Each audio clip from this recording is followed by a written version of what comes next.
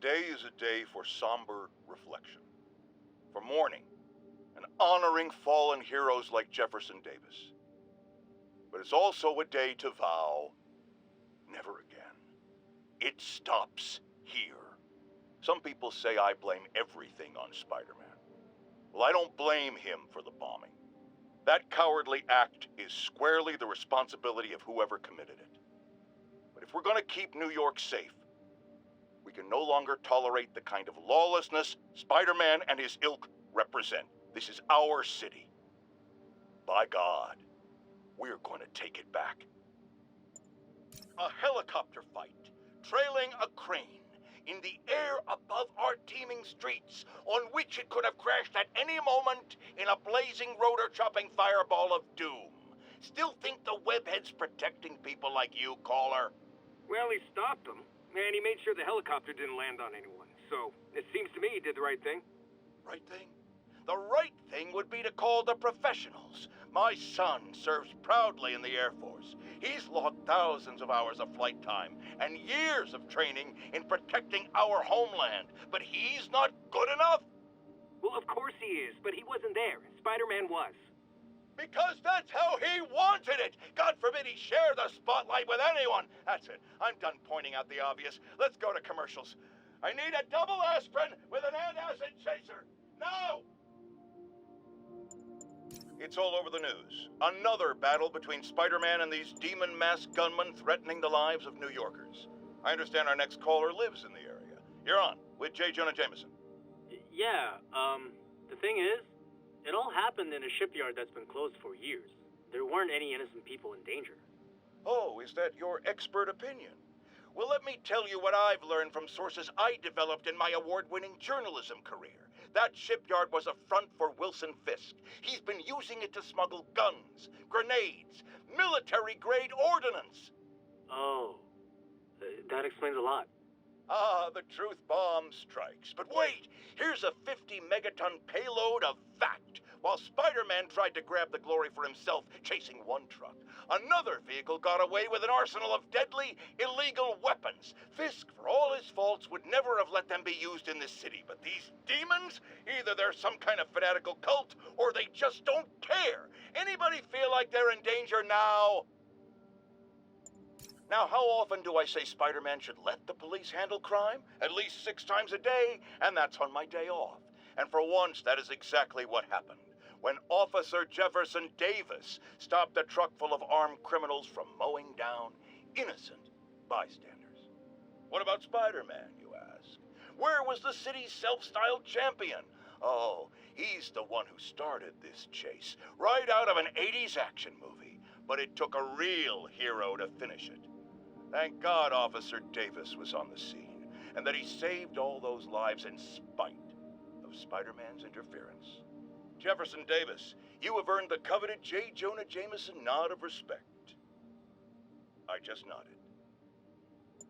Friends, I've just received an update on Adrian Toombs, a.k.a. the Vulture. Apparently, this winged criminal has fallen ill with cancer, and he's been moved to the Raft's infirmary for treatment, which will undoubtedly cost a fortune in public funds. Now let me ask you, why do we even have an infirmary at the Raft? It's a supermax prison, full of maniacs. If they get sick, let nature take its course. Now I realize that's harsh, but so is my tax bill. Let's discuss the costume lunatic who just literally destroyed a bank. Wait, you think I'm talking about Herman Schultz? Oh no, I meant Spider-Man. Look, Schultz is a career criminal, obviously disturbed. I mean, he calls himself the Shocker, so I don't expect him to act like a sane person. But Spider-Man claims to be a hero. Well, tell that to the bank employees who are out of a job.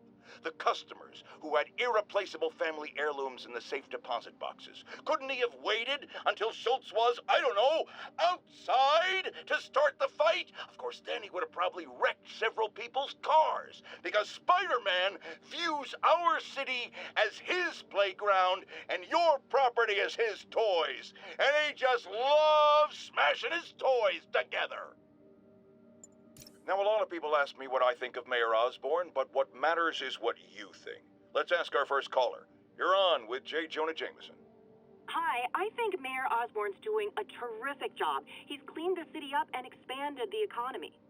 With all due respect to the office of mayor, the police cleaned up the city, and entrepreneurs boosted the economy. I do approve of many of the mayor's initiatives, like cracking down on quality of life crimes and reducing red tape.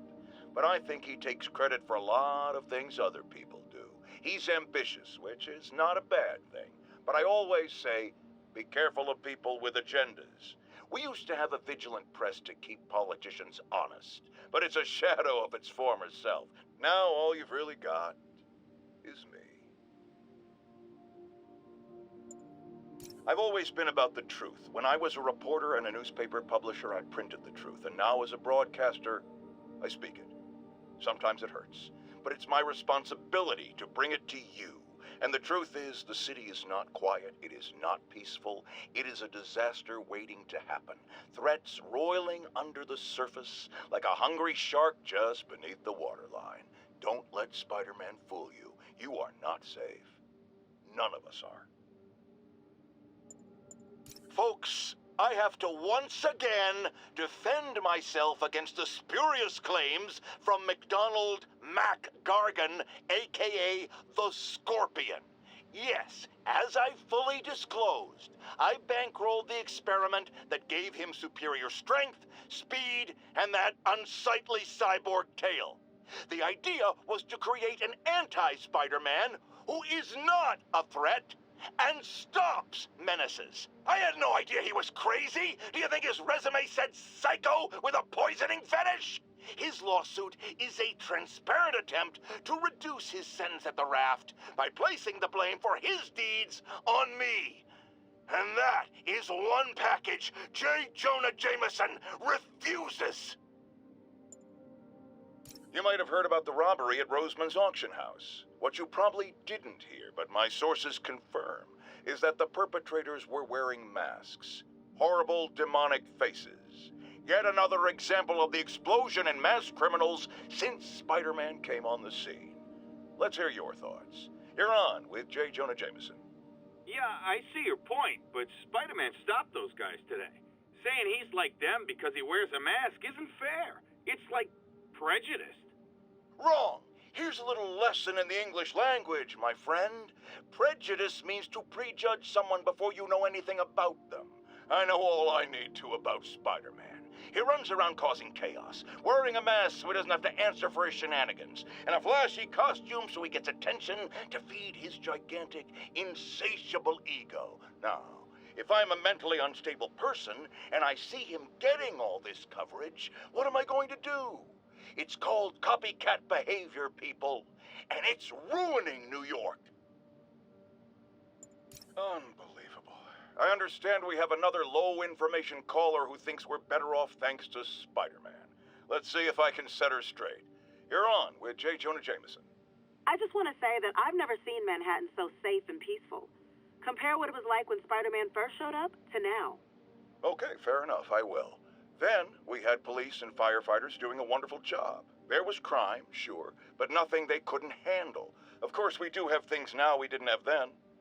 Maniacs who shoot electricity out of their eyes, walking piles of sand, Nazis made of bees! Didn't Spider-Man put all those guys in jail? You're missing the point. They didn't exist before he came along. At best, he attracts them. But I've often wondered if they're in cahoots. Wow, I've never actually heard anyone say cahoots before. Look, all I'm saying is, I'd hate to imagine what would have happened if all those guys showed up and Spider-Man wasn't here. Another lost cause. Goodbye. And now for listener emails. May from Queens writes, "You're so full of anger and I wish you'd get help managing it. It's terrible for your health." Now I know she speaks from a place of concern, but this is a common misconception that I have to correct. I'm not full of anger. I'm full of love. I call out injustice, corruption, and crimes against humanity because I adore this city, and I want it to be better. What you hear in my voice, it's love. Nothing but love. My loyal listeners, brushheads they call themselves, though I've never quite understood why. will remember my warnings about the downright Orwellian crime monitoring system the city was installing. Well, it's not operating. Why, you ask? Because someone came to their senses and realized they'd be violating civil liberties? Wrong! Because those incompetent bureaucrats built a network that crashes more often than a wino driving a bumper car. So your tax dollars got wasted, and there's nothing to show for it. Which is about as close as you get to a happy ending in the real world, kids.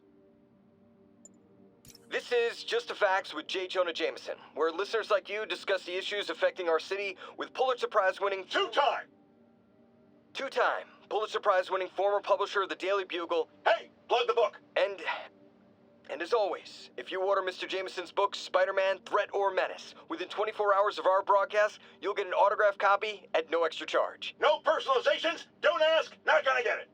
Welcome to Just the Facts with J. Jonah Jameson, alerting you to the threats you don't even know about.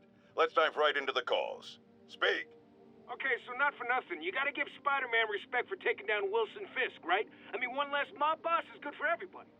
Is that right? Tell me, are you a police officer? Prosecutor? Maybe an award-winning reporter with decades on the job like me? No, I'm a plumber. Oh, good. Then fix my toilet and shut up! Let me explain something to you about crime bosses. Soon as one goes down, every punk with a gun, a tracksuit, and a drawer full of gold chains decides he's the next godfather. We're gonna have a gang war in the streets, but does that whip-headed moron give a damn? Of course not. He got on TV. That's what counts. Yeah, well, I can get copper pipe without paying kickbacks now. So until that gang war starts, I'm on the webhead side. And you'll be singing a different tune when 3 new mobs are lining up to charge you triple for that same pipe. Or just break your legs. Goodbye!